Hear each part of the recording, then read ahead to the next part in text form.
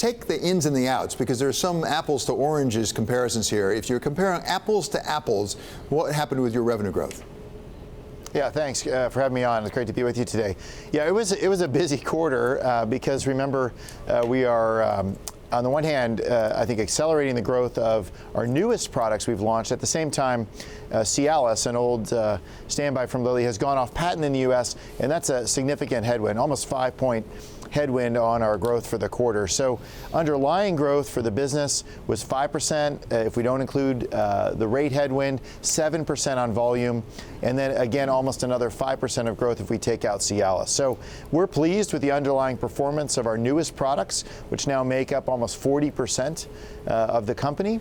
And we're on track to deliver on our midterm commitments, which is 7% compound annual sales growth by 2020, and as well as our operating margin goals.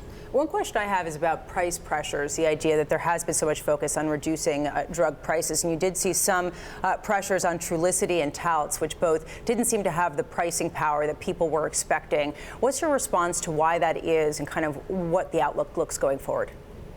Well, overall, we are minus 3% on price for the quarter, and so you're right in saying that I think with all the pricing debate, most pharmaceutical companies, including Lilly, are giving price in the market.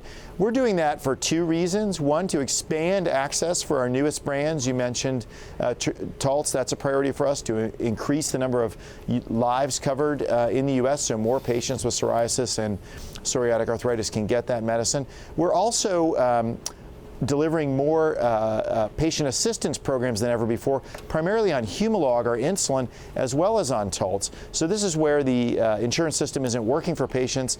They can come to Lilly, and we provide very low-cost access to our medicines while we're waiting for the insurance system to kick in. As those products grow, those programs have grown, and in part response to the public policy and questions from consumers about affordability of our medicines. So I think we're doing the right thing with those, but it does create a minus 3% headwind in the U.S. on price. Dave, we talked about organic growth, we talked about in sales, and we talked about price. What about margins? Where are you on margins?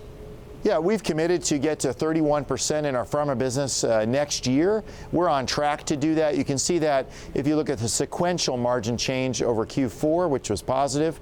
We did accelerate some investments into Q1, particularly in R&D. You'll see a significant growth, as well as in supporting the introduction of some key new brands and products like Emgality in the U.S. for migraine headaches. We launched a consumer program there, as well as ramped up our primary care interactions, and so that's the quarterly impact. For the year, we are feeling solid about our guidance and our ability to get to the 2020 goal we have of 31% operating margins in the pharma business.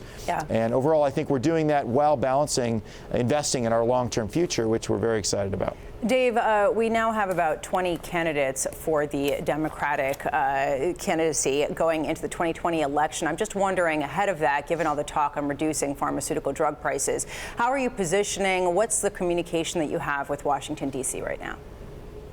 Well, I think we pay attention to a lot of things going on there. There's still a lot, I think, to be sorted through in terms of where the candidates come out, what might happen in the future.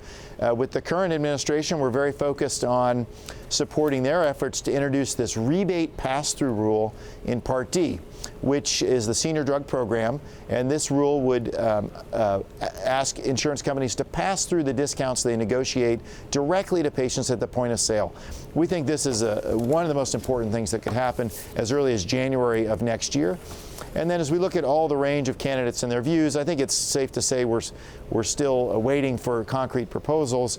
We're focused on improving access to health care and advocating for policies that support that, improving the quality of that access, because we've seen really a hollowing out of benefits, particularly for patients with chronic illnesses like diabetes.